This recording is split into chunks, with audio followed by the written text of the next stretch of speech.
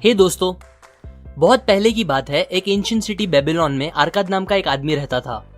वो बहुत ही दयालु था, खूब सारे पैसे दान करता था और बहुत खर्चे करता था, पर फिर भी उसकी दौलत हमेशा बढ़ती ही रहती थी, इतनी कि वो उसे खर्च भी नहीं कर पाता था।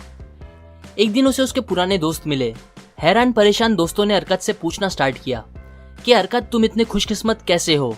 आज तुम बेबीलोन के सबसे अमीर इंसान हो, जबकि हमारा 2 वक्त की रोटी कमाना मुश्किल है। तुम सबसे महंगे कपड़े पहनते हो, अच्छा अच्छा खाना खाते हो, जबकि हम सादे कपड़े और सादे खाने से ऊपर सोच भी नहीं सकते।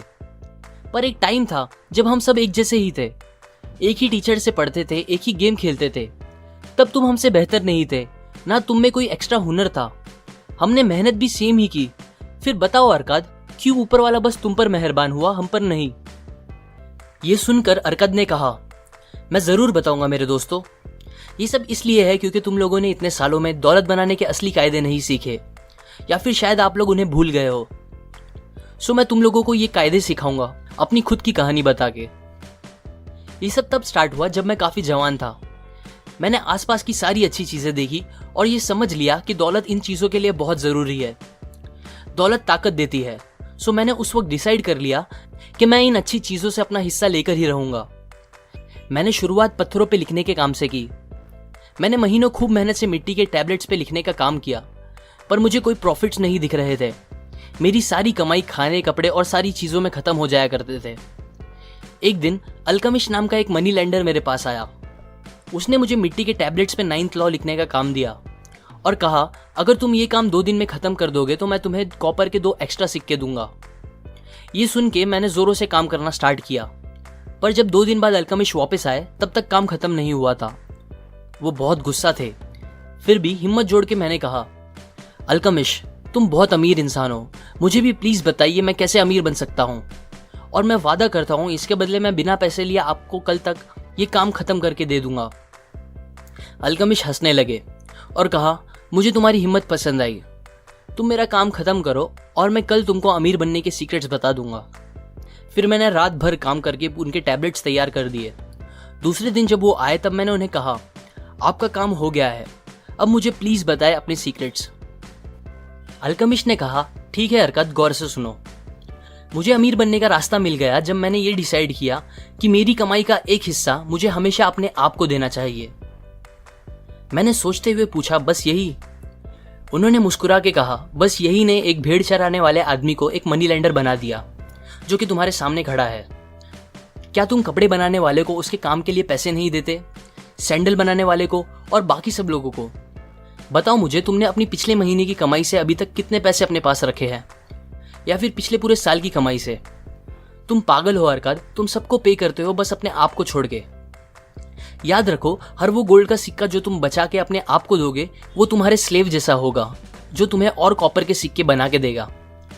अगर तुम्हें अमीर बनना है तो तुम्हें तुम्हारी सेविंग से कमाई करानी चाहिए और उसकी कमाई से भी कमाई होनी चाहिए।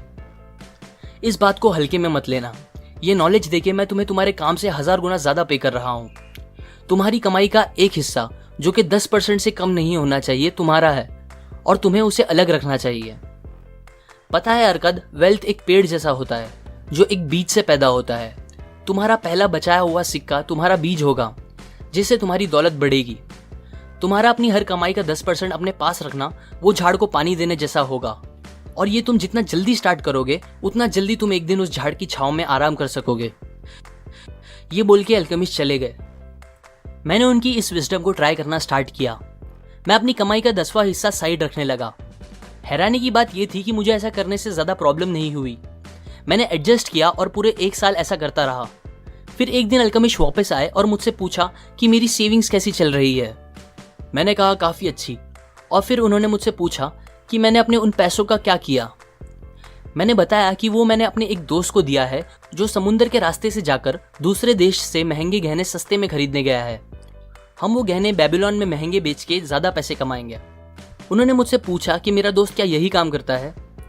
मैंने कहा, नहीं, वो तो ईंट बिछाने का काम करता है। अल्केमिस्ट बहुत गुस्सा हुए। उन्होंने कहा, तुमने बहुत बड़ी गलती कर दी। तुम एक ईंट लगाने वाले इंसान पे कैसे भरोसा कर सकते हो कि उसे गहनों की अच्छी जानकारी होगी? क्या तुम एक बेकरी वाले से जाकर सितारों के बारे में पूछोगे? नहीं, तुम एस्ट्रोलॉजर के पास जाओगे अगर तुम में थोड़ी भी अक्ल हो तो। तुम्हें किसी जौहरी या सोनार को यह काम देना चाहिए था। खैर, इंसान गलती करके ही सीखता है। अब तुम फिर पैसे जमा करना स्टार्ट कर दो। ये बोल के वो चले गए। अल्केमिस्ट की बात सही निकली।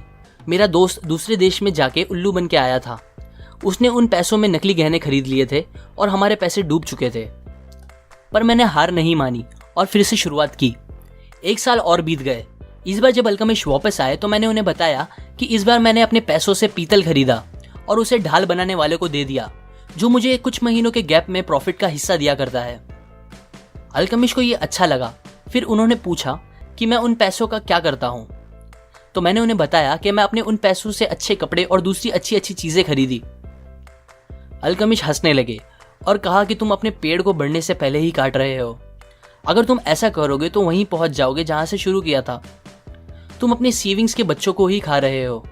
तुम्हें अभी अपनी कमाए पैसों को फिर इन्वेस्ट करना चाहिए और ऐसा करते रहना चाहिए बिना उसे फालतू चीजों पर खर्च करे। एक टाइम आएगा अरकाद जब तुम दिल चाहे पैसे खर्च कर पाओगे बिना तुम्हारी कमाई को कम किए, पर वो टाइम अभी नहीं है। अब अल्केमिस्ट 2 साल बाद मुझसे मिलने आए। उन्होंने मुझसे मेरे बिजनेस के बारे में पूछा। मैंने कहा अभी तक जितना मैं चाहता था उतने पैसे तो नहीं कमा रहा, पर हाँ, मेरी इन्वेस्टमेंट पैसे बना रहे हैं और उसके बच्चे के बच्चे भी पैसे बना रहे हैं। मैंने फाइनली पैसे कैसे बनाते हैं सीख लिया है आपकी मदद से। ये सुनकर अल्केमिस्ट ने मुझे अपना पार्टनर बना लिया और आज तुम जानते ही हो मैं कहाँ पहुंच गया हूँ। मेरे अमीर बनने के सीक्रेट्स और वेल्थ बनाने के कायदे मैंने सब इस कहानी में तुमको बता दिए हैं। मैं विश करता हूँ तुम लोग भी जल्दी इस नॉलेज को यूज करना स्टार्ट कर दो। सो टू कंक्लूड, इस पूरी कहानी से हमने 3 की लेसन सीखे हैं। पहला, पे योरसेल्फ फर्स्ट। हमें कैसे भी करके हमारी कमाई से एटलीस्ट 10% अपने लिए बचा के रखना चाहिए और बाकी बचे 90% से सारी ज़रूरतें पूरी करनी चाहिए। कुछ भी हो, उन पैसों को हमें रखते रहना चाहिए जब तक कि उसे इन्वेस्ट करने के लिए सही अपॉर्चुनिटी ना मिले। Number 2, seek advice from people who are competent to give it. पैसे को इन्वेस्ट करने से पहले या कोई भी इंपॉर्टेंट डिसीजन लेने से पहले हमें अपने रिश्तेदारों या दोस्तों से एडवाइस लेने के बजाय उनसे पूछना चाहिए जो उस फील्ड का एक्सपर्ट हो। Number 3, make your gold work for you. जब हम अपनी इन्वेस्टमेंट से पैसे कमाएंगे तो हमें उस प्रॉफिट को फालतू चीजों पे खर्च नहीं करना चाहिए, बल्कि उसे वापस इन्वेस्ट करना चाहिए जब तक हम वो स्टेज पे ना पहुंच जाए कि हमारे खर्च करने से हमारी कमाई पर कोई फर्क ना पड़े। ये लेसन्स मैंने the richest man in Babylon book से बताई है, जो कि फाइनेंशियल लिटरेचर की एक क्लासिक बुक है।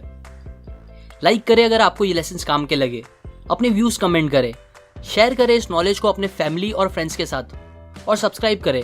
मैं और ऐसे लेसन्स आपके साथ शेयर करूंगा। Finally, thanks for watching.